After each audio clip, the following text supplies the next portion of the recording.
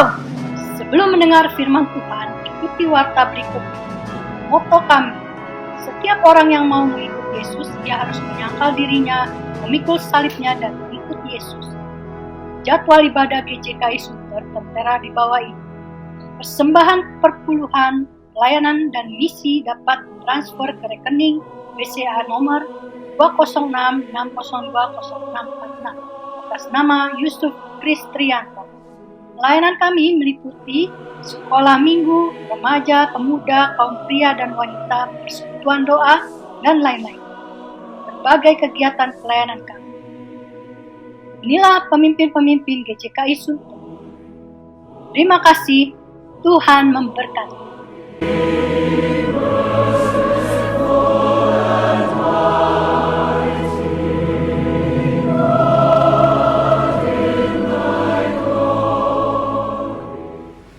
Shalom saudara kekasih di dalam Kristus.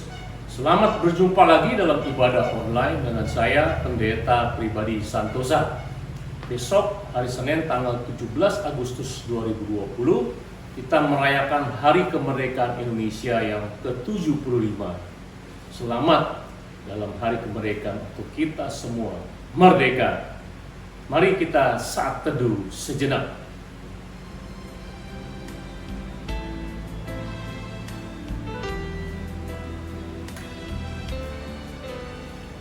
Pertolongan kami datang daripada Tuhan Allah pencipta langit dan bumi, yang memelihara segala isi ciptanya dari dulu sekarang sampai selama-lamanya.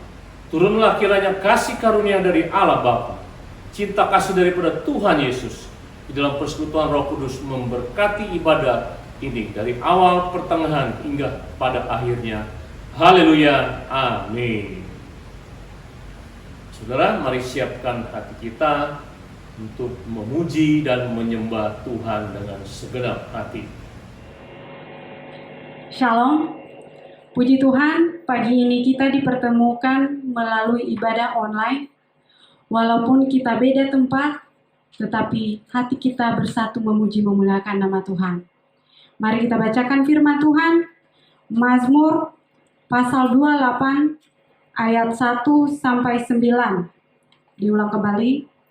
Mazmur 28 ayat 1-9. Kepadamu ya Tuhan gunung batuku, aku berseru, janganlah berdiam diri terhadap aku.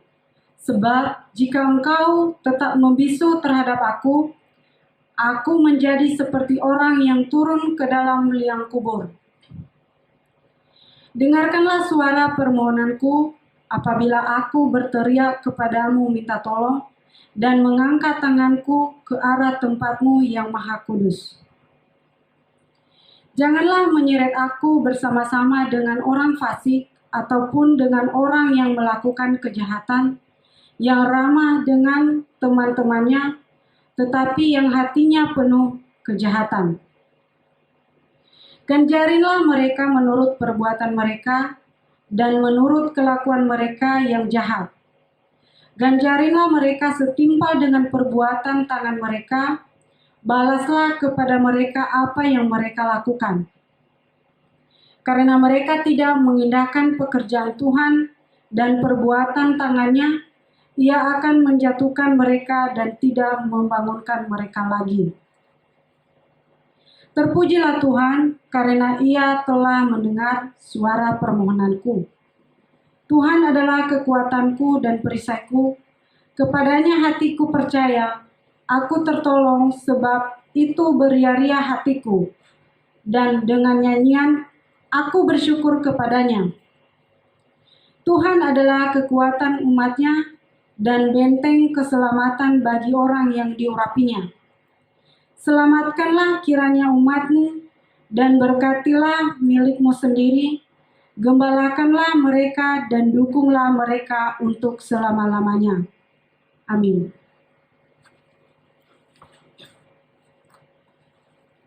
Kita tahu bahwa banyak masalah yang kita hadapi pada saat ini.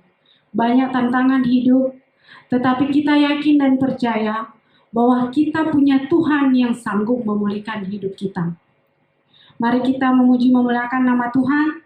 Mari kita bernyanyi dengan lagu Lingkupiku.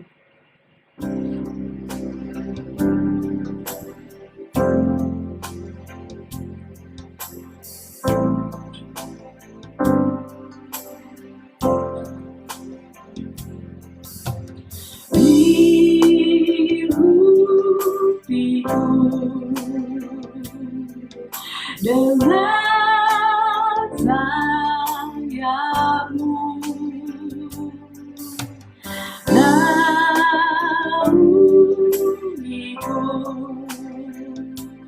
dengan kuasamu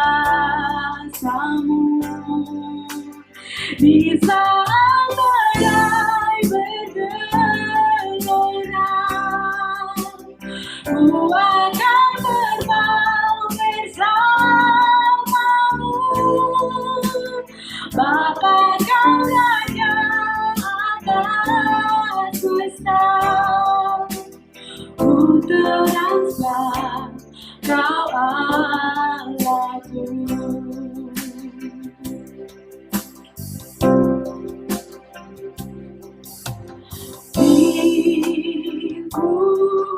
Lingkupiku dengan sayapmu, naungiku, dengan kuasamu di saat badai bergelora, ku akan terbang bersamamu. Bapa kau raja atas semesta, ku transbah kau Allahku. Kita bersyukur kepada Tuhan karena Dialah satu-satunya yang bisa memulihkan hidup kita.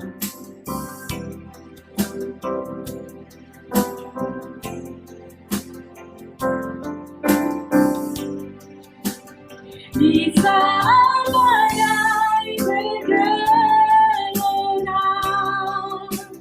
ku akan terbang bersamamu. Bapa kau raja atas semesta, ku transbah kau Allahku. Ku transbah kau Allahku. Ku transbah kau Allahku.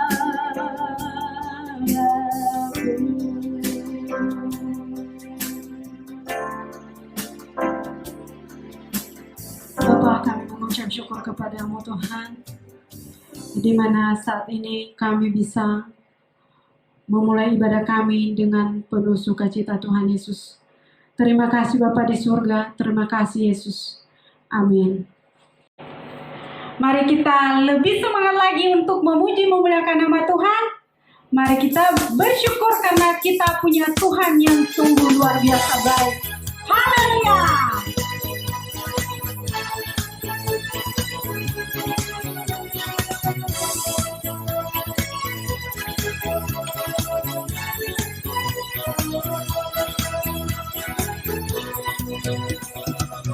Datanglah ke bait-Nya dengan hati bersyukur, ke dalam pelataran-Nya dengan hati bersuka rasakan dan lihatlah betapa baiknya Tuhan, baginya berlindung padanya. Akan bersorak-sorai, akan bersorak-sorai. Bersyukurlah kepada Tuhan, sebab Dia baik, bawasannya untuk selamanya. Kasih setia Bersyukurlah kepada Tuhan, sebab Dia baik, bahwasanya untuk selamanya kasih setianya. Haleluya.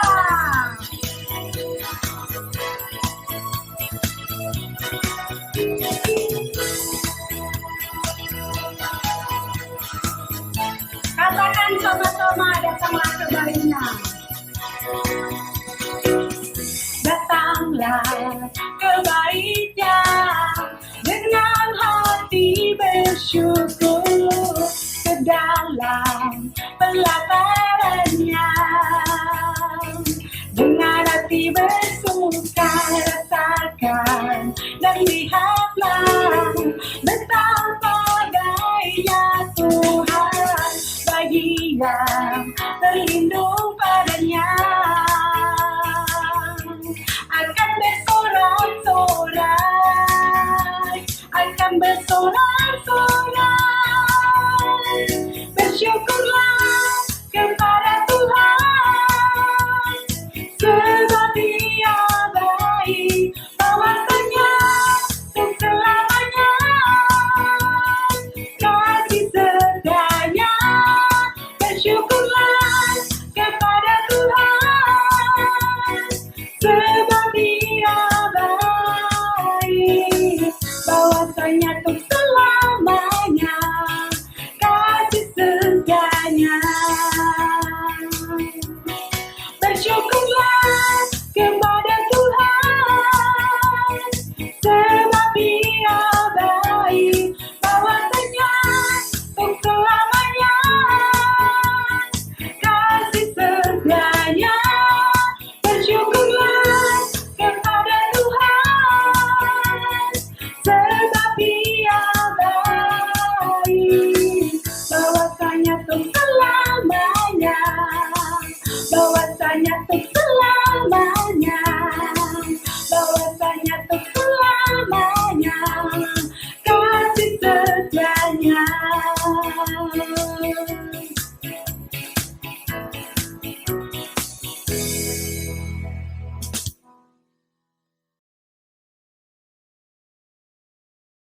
Mari kita berdoa untuk firman Tuhan pada pagi hari ini. Terima kasih Tuhan, kami bersyukur kepadamu. Pagi hari ini Tuhan memberkati kami, diberi kesehatan, kekuatan, sehingga kami bisa beribadah kepadamu. Tuhan, ampunilah segala dosa kami, baik pikiran, perkataan, perbuatan. Kuduskan kami untuk boleh layak menerima firman-Mu dan memimpin hidup kami sehari-hari. Dalam nama Tuhan Yesus, kami berdoa dan mengucap syukur. Haleluya. Amin. Saudara, menyikapi tema kemerdekaan, dalam setiap tahun bangsa Yahudi juga memperingati Hari Raya Purim, yaitu hari di mana pembebasan bangsa Yahudi dari pemusnahan di zaman Raja Persia, yaitu Ahasiweros. Hal ini diceritakan secara detail awal hingga akhir terjadinya Hari Raya Purim di dalam kitab Ester di Perjanjian Lama. Kisah ini terjadi kurang lebih 100 tahun setelah pengasingan bangsa Israel ke Babel. Uniknya kitab Ester tidak pernah menyebutkan satu kali pun nama Tuhan. Padahal pembebasan bangsa Yahudi dari pemusnahan itu semua adalah rancangan Tuhan semata-mata. Hari ini tema kita adalah perancang kemerdekaan. Kita mau ambil dari kisah Ester. Nah, di dalam kitab Ester ini ada 4 tokoh utama, yaitu Ester, Mordekai, Raja Persia, Ahasiweros, dan Haman. Kisah ini dimulai ketika Raja Ahasiweros mengadakan perjamuan bagi pejabat-pejabat tinggi dan juga memamerkan seluruh harta kekayaannya. Tidak tanggung-tanggung, saudara, pesta ini dirayakan selama 187 hari. Di akhir perjamuan itu, Raja Ahasiweros mau memamerkan istrinya, yaitu Ratu Wasti. Tapi Ratu Wasti itu menolak sehingga raja menjadi geram dan membuat undang-undang yang akhirnya membuat Ratu Wasti diturunkan dari tahtanya. Semua itu terjadi di dalam benteng Susan, di mana kota Susan adalah ibu kota Persia. Selang beberapa lama, Raja Ahasiweros terkenang akan Ratu Wasti, sehingga akhirnya diputuskan untuk mencari pengganti ratu dengan memilih yang terbaik dan tercantik.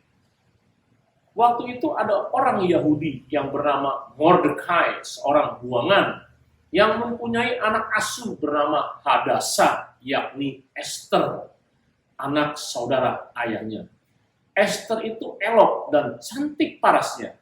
Ketika ibu dan ayahnya mati, ia diangkat sebagai anak oleh Mordekai. Singkat cerita, akhirnya Esther terpilih di antara banyak gadis karena Esther menyenangkan hati Raja Persia tersebut.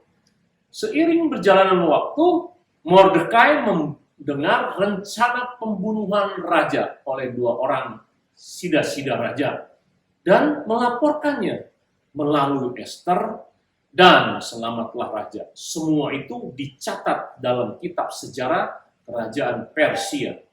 Kisah ini berlanjut dengan munculnya tokoh Haman, yaitu orang Agag.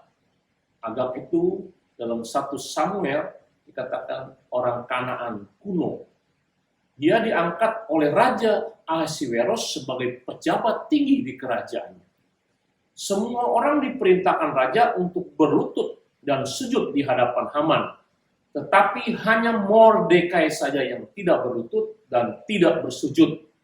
Hal inilah menjadi awal bencana bangsa Israel di kota Susan, bahkan di seluruh jajahan bangsa Persia. Ini semua karena tindakan Haman yang membenci Mordekai karena tidak berlutut dan menghormati dia. Walaupun Mordekai sudah ditegur untuk bersujud di hadapan Haman, tetapi Mordekai tetap tidak melakukannya karena Mordekai hanya menyembah Allah satu-satunya, yaitu Allah Abraham, Ishak, dan Yakub. Sehingga akhirnya Haman membujuk raja untuk membunuh bangsa Yahudi, termasuk Mordekai. Untuk menentukan pemusnahan itu, Haman membuang pur, yaitu undian. Nah, untuk menentukan kapan pemusnahan itu dilakukan. Saudara, kata pur inilah yang menjadi dasar kata Hari Raya Purim. Setelah dibuat ketetapan pemusnahan bangsa Yahudi, yaitu tanggal 13 bulan Adar, maka surat itu dikirimkan ke semua daerah jajahan orang Persia. Mendengar hal itu di antara sejumlah orang banyak bangsa Yahudi, hanya Mordekai yang meresponi dengan baik. Apa yang dilakukan Mordekai? Mordekai mengonyakkan pakaiannya, lalu memakai pakaian tabung, dan abu kemudian melolong-lolong dengan nyaring dan pedih. Ketika Esther mendengar hal itu, ia menugaskan pelayannya menanyakan kenapa Mordekai melakukan hal tersebut. Akhirnya Mordekai menceritakan soal pemusnahan bangsa Yahudi dan meminta Esther menghadap raja untuk membela bangsanya sendiri. Awalnya Esther menolak. Mengapa? Karena siapapun juga yang menghadap raja tanpa dipanggil, jika raja tidak berkenan akan dihukum mati. Saat itu Esther selama 30 hari tidak dipanggil menghadap raja. Mendengar hal itu, Mordekai berkata, "Jangan kira karena engkau di dalam istana raja, hanya engkau yang akan terluput dari semua orang Yahudi. Sebab sekalipun engkau pada saat ini berdiam diri saja, bagi orang Yahudi akan timbul juga pertolongan dan kelepasan dari pihak lain. Dan engkau dengan kaum keluargamu akan binasa. Siapa tahu, mungkin justru untuk saat yang seperti ini, engkau beroleh kedudukan sebagai ratu." Dari Esther 4 ayat 13-14. Saudara, perkataan Mordekai ini melambangkan ada sebuah pengharapan dalam dirinya. bahwa bangsa Yahudi akan keluar dari masalah tersebut. Akhirnya Esther berkata kepada Mordekai untuk mengumpulkan semua orang Yahudi untuk berpuasa.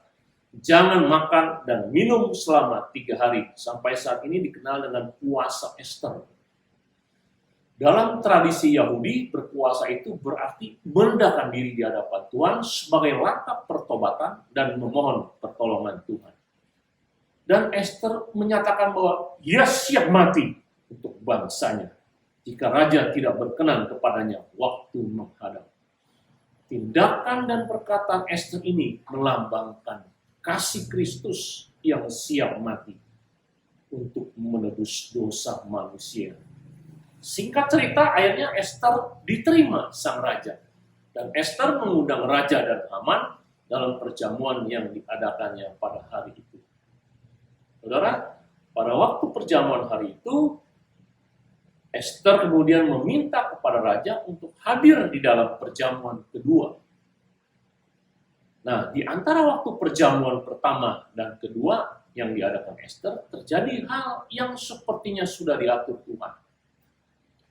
Bahwa malam itu raja tidak dapat tidur dan menyuruh ajudannya membacakan kitab catatan sejarah kerajaan Persia.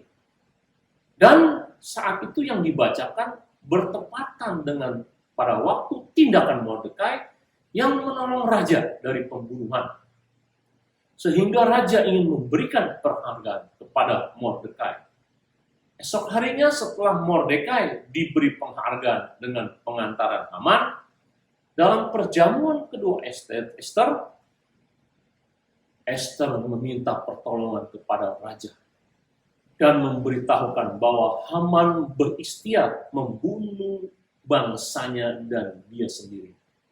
Raja menjadi marah dan akhirnya Haman mendapatkan hukuman mati akibat ulah yang hendak memusnahkan bangsa Yahudi. Bukan sampai di situ saja, karena undang-undang yang sudah dikeluarkan raja tidak bisa dibatalkan. Dan atas usul Mordekai yang pada waktu itu diberi jabatan tinggi menggantikan Haman, dikeluarkanlah oleh raja ketetapan bahwa orang Yahudi bisa membela diri pada waktu dianiaya.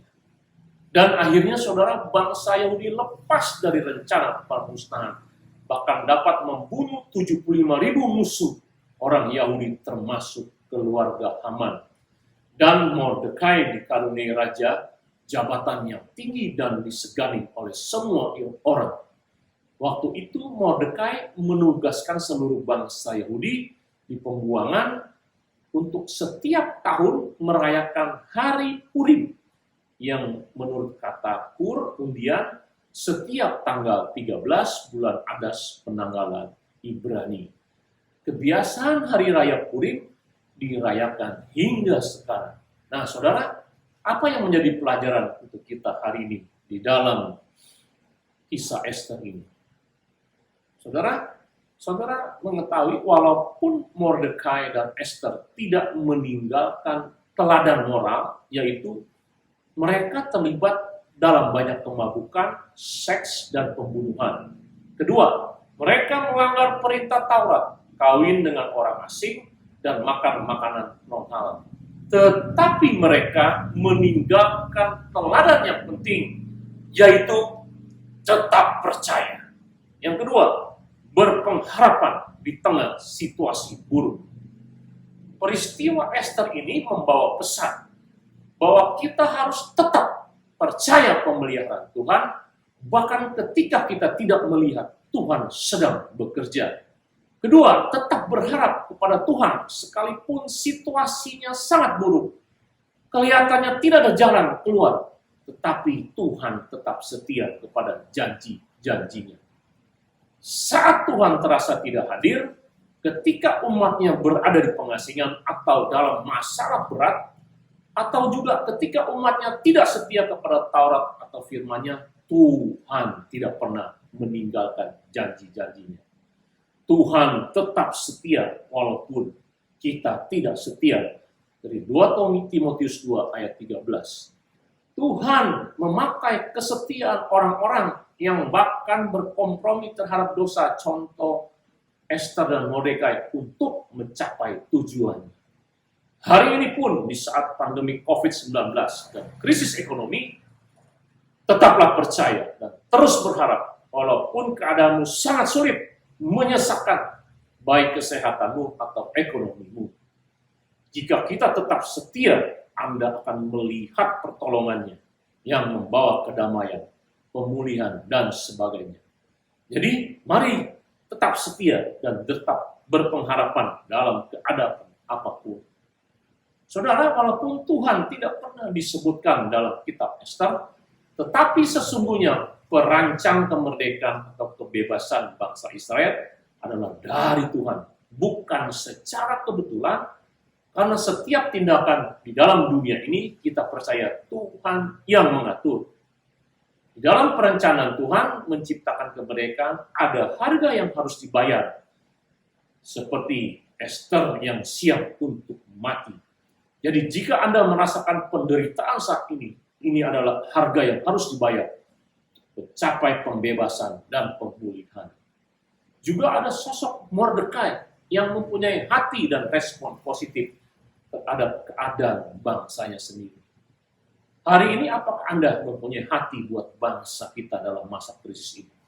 Jika Anda mempunyai hati buat bangsa, berdoalah untuk bangsa Indonesia dalam krisis ekonomi dan pandemi ini. Mari saudara, kita berdoa. Terima kasih Tuhan untuk mengingatkan kami bahwa dalam segala keadaan apapun, kesesakan, masalah, dan penderitaan, Tuhan tetap tidak pernah meninggalkan kami. Biarlah berikan kami untuk tetap percaya, bukan hanya dalam pikiran, juga dalam tindakan kami sehari-hari. Dan kami berharap terus dan percaya setiap sampai mati, walaupun keadaan kami sulit dan mendesak. Tolonglah kami Tuhan yang lemah ini, karena kami tahu bahwa kami ini sangat rapuh. Kami butuh Tuhan Yesus yang menguatkan kami lewat firman Tuhan dan Allah Roh Kudus yang diam dalam hati kami. Tolonglah kami berdoa khususnya untuk orang-orang yang saat ini menghadapi kesesakan, menghadapi putus asa, menghadapi kekecewaan. Dalam nama Yesus, kuatkan iman mereka untuk tetap percaya, untuk tetap berharap kepada Tuhan, karena Tuhan tidak pernah meninggalkan kami. Walaupun terasa Tuhan tidak bekerja, Tuhan tetap bersama kami. Terima kasih Tuhan. Dalam nama Tuhan Yesus, kami berdoa dan mengucap syukur. Haleluya. Amin. Nah, saudara, mari saudara, saya undang bangkit berdiri dan kita mau mengucapkan pengakuan iman rasuli. Sebagaimana gereja di segala abad dan tempat, mari kita mengucapkan pengakuan iman rasuli yang berbunyi, aku percaya kepada Allah, Bapa yang Maha Kuasa, Khalik langit dan bumi, dan kepada Yesus Kristus anaknya yang tunggal Tuhan kita, yang dikandung daripada Roh Kudus, lahir dari anak darah Maria, yang menderita sengsara di bawah pemerintahan Pontius Pilatus, salibkan, mati dan dikuburkan, turun ke dalam kerajaan maut. Pada hari yang ketiga, bangkit pula dari antara orang mati, naik ke sorga, duduk di sebelah kanan Allah, Bapa yang Maha Kuasa, dan dari sana ia akan datang untuk menghakimi orang yang hidup dan yang mati. Aku percaya kepada Roh Kudus, gereja yang kudus dan am, persekutuan orang kudus, pengampunan dosa, kebangkitan orang mati, dan hidup yang kekal. Amin. Saudara, sebelum menerima doa berkat, saya mewakili segenap hamba Tuhan dan diaken GJKI Sunter mengucapkan selamat ulang tahun kepada Agustini tanggal 13 Agustus. Selamat ulang tahun Agustini. Mari saudara kita mendoakan Agustini yang berulang tahun tanggal 13 Agustus. Terima kasih ya Tuhan untuk anakmu Agustini yang sudah Tuhan tambahkan 1 tahun pada tanggal 13 Agustus. Tuhan, kuduskan dan mampukan Agustini mengikuti langkah-langkah seperti Esther yang tetap percaya dan berharap penuh kepada Engkau. Tuhan, tolong sebagai istri penolong yang maksimal, diberikan hikmat di dalam mendampingi Simon dan menjadi ibu anak-anaknya. Tuhan memberi kesehatan buat seluruh keluarga Agustini, Simon, dan ayah, biar sungguh mereka merasakan pertolongan Tuhan dan Tuhan tidak pernah tinggalkan. Terima kasih Tuhan, di dalam nama Tuhan Yesus kami berdoa dan mengucap syukur. Haleluya, amin. Saudara, sambil tetap berdiri, mari kita arahkan hati kita untuk menerima berkat Tuhan. Arahkanlah hatimu kepada Tuhan dan terimalah berkat Tuhan. Kiranya damai sejahtera dari Allah Bapa, cinta kasih daripada Tuhan Yesus, di dalam persekutuan Roh Kudus memberkati saudara-saudara sekalian dari sekarang sampai Maranatha, Tuhan Yesus datang kedua kali menjemput kita di awan-awan, bahkan sampai selama-lamanya.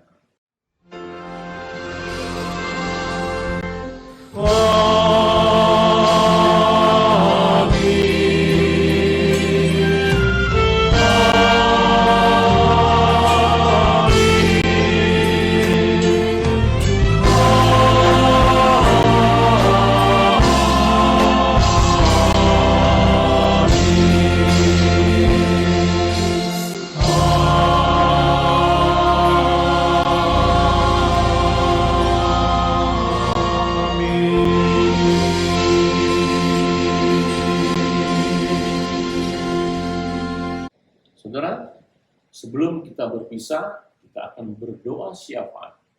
Doa syafaat dilakukan di rumah Anda masing-masing di dalam kelompok keluarga Anda. Kelompok doa untuk bangsa dan negara, untuk Presiden Jokowi dan menteri-menterinya dalam memimpin dan menangani krisis COVID-19 dan ekonomi. Kita juga berdoa untuk dokter-dokter, perawat-perawat, juga pasien COVID, biar Tuhan menjamah mereka. Kita doakan juga untuk GJKI Nasional, tanggal 19 Agustus, hari Rabu, akan diadakan Zoom Worship GJKI, yaitu puji dan doa seluruh GJKI Nasional. Biar Tuhan memberkati acara ini, mempersatukan mereka. Kita berdoa juga untuk GJKI AKP, baik Pak Mise dan Ibu istrinya, Ibu Lin, biar mereka dicukupi dan diberkati Tuhan. Berkati juga untuk GJKI Sunter, saudara, baik untuk keuangannya, baik untuk kesehatan jemaat-jemaatnya, baik juga untuk orang-orang yang mencari pekerjaan, biar mereka boleh mendapat pekerjaan dengan pertolongan Tuhan. Setelah itu kita akan sharing kelompok dengan menjawab pertanyaan di bawah ini. Jawablah pertanyaan di bawah ini. Pertama, teladan apa dalam kitab Ester yang perlu kita praktekkan? Yang kedua, apa tantangan Anda untuk tetap percaya dan berharap di saat masalah atau kesesakan terjadi dalam hidup Anda? 3, doakan di dalam kelompokmu orang-orang yang mengalami masalah yang mungkin kesesakan terjadi di dalam hidup Anda. Terima kasih saudara-saudara yang sudah mengikuti ibadah online ini. Tuhan memberkati. Shalom.